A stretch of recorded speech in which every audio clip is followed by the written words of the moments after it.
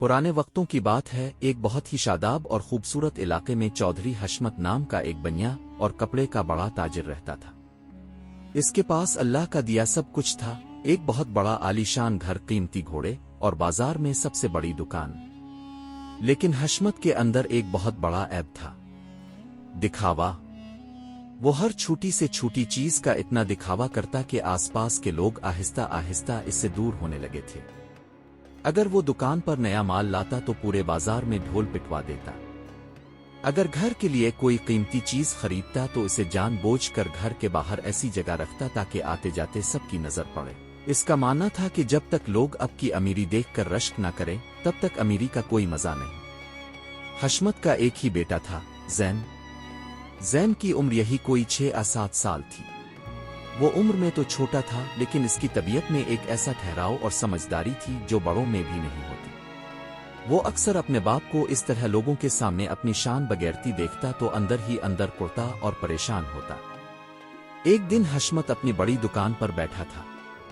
वहां शहर के कुछ और छोटे ताजिर और गाहक मौजूद थे।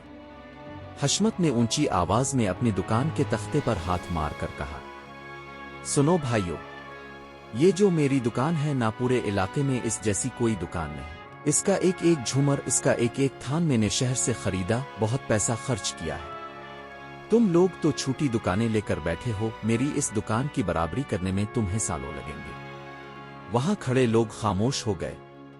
उन्हें बुरा तो लगा, लेकिन वो चौधरी की दौलत के आगे कुछ बोल ना सके। ज़ैन वहीं एक कोने में बैठा अपनी पुरानी सफेद तख्ती पर लिख रहा था।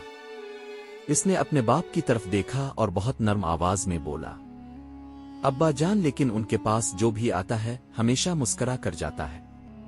इज्जत तो दुकान के बड़े होने से नहीं, मिजाज के नर्म होने से होती है ना। हशमत ने हंसकर ज़ैन की बात को हवा में उड़ा दिया। बेटा, तुम अभी बच्चे हो। दुनिया को जब तक अपनी ताकत और पैसा ना दिखाओ, दुनिया तुम्हें पांव तले कुचल देती है। कुछ दिन गुजर गए और ईद का मौका आ गया। चौधरी हशमत के लिए ये अपनी शान दिखाने का सबसे बड़ा दिन था। वो मंडी गया और शहर का सबसे ऊंचा, सबसे भारी और सबसे महंगा सफेद बैल खरीद लाया। इसने जानवर को अपने घर के बाहर बांधा और गिल्ली के बीच में खड़ा होकर ऊंची आवाज में कहने लगा, देखो लोगों, ये है चौधरी हशमत की कुर्बानी। पूरे शहर में घूम आओ, अगर इस जैसा कीमती और खूबसूरत जानवर किसी के घर के बाहर बंधा हो तो मेरा नाम बदल देना। मैंने इसके लिए इतनी कीमत दी है जितने में लोग एक छोटा घर खरीद लेते हैं। लोग आते, जानवर को देखते और हशमत की हाँ में हाँ मिलाकर चले जाते। इसी गिल्ली के नुक्कड़ पर एक गरीब मजदूर रहता था जिसका एक छोटा सा बच्चा था।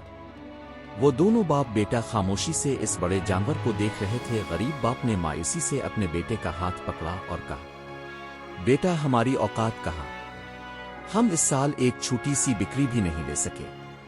ज़ैन ने इन दोनों की गुफ्तगू सुन ली। इसका दिल दुख से भर गया। वो अपने बाप के पास गया और धीरे से उनका कोर्ता खींचकर बोला, अब्बा जान, कुर्बानी तो ईमान और तकवा का नाम है। अल्लाह तो दिल की नियत देखता है ना।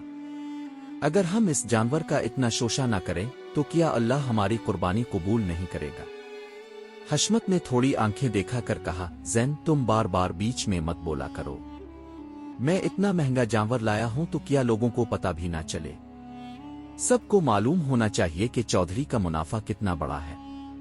ज़ैन ने देख लिया कि अब्बा जान कुछ सुनने के लिए तैयार नहीं। इसने बहुत सोचा कि वो ऐसा किया करे जो बाप का दिल बदल दे। अगले दिन ईद थी। कुर्बानी हो चुकी थी और घर में दावत का एहतमाम था। हशमत ने शहर के बड़े बड़े अमीर लोगों को बुलाया हुआ था। मेज पर कीमती बर्तन और तरह तरह के खाने सजे थे। हशमत दावत में भी अपनी दौलत की कहानियां सुना रहा था। ठीक इसी वक्त ज़ैन कमरे में दाखिल हुआ। इसके हाथ में 2 चिराग थे। एक चिराग बहुत ही महंगा पीतल का बना हुआ था जिस पर नगीने लगे थे, लेकिन वो खाली था, इसमें ना तेल था ना बत्ती। दूसरा चिराग मिट्टी का एक बहुत ही आम, पुराना और सस्ता चिराग था, लेकिन वो रोशन था, इसकी लो चमक रही थी। ज़ैन ने दोनों चिराग दावत की मेज के बीच में रख दिए। सारे मेहमान और हशमत हैरत से ज़ैन को देखने लगे। हशमत ने मुस्करा कर पूछा, बेटा ज़ैन, ये दावत के बीच में तुम 2 चिराग क्यों उठा लाए? ज़ैन ने अपने बाप की तरफ देखा। इसकी आंखों में एक सच्ची चमक थी। اس نے بہت ادب اور محبت سے کہا، ابا جان میں آپ سے اور ان سب مہمانوں سے ایک چھوٹا سا سوال پوچھنا چاہتا ہوں۔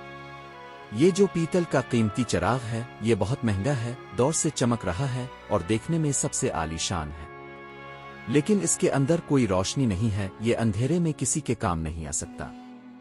پھر زین نے مٹی کے چراغ کی طرف اشارہ کیا، اور یہ دوسرا چراغ مٹی کا ہے، سستا ہے، اس کا کوئی شوشہ نہیں ہے، دیکھنے میں بھی عام سا ہے، لیکن یہ اس وقت روشن ہے اور اندھیرے کو دور کر رہا ہے۔ آپ سب مجھے بتائیں ان دونوں میں سے بہتر اور سچا چراغ کون سا ہے؟ سب مہمان ایک زبان ہو کر بولے، بیٹا ظاہر ہے یہ مٹی کا چراغ ہی بہتر ہے، کیونکہ چراغ کا اصل مقصد روشنی دینا ہے، نمائش کرنا نہیں۔ زین نے مسکرا کر اپنے باپ کی طرف دیکھا اور کہا، ابا جان، بالکل اسی طرح انسان کی قسمت اور اس کی دولت ہوتی ہے۔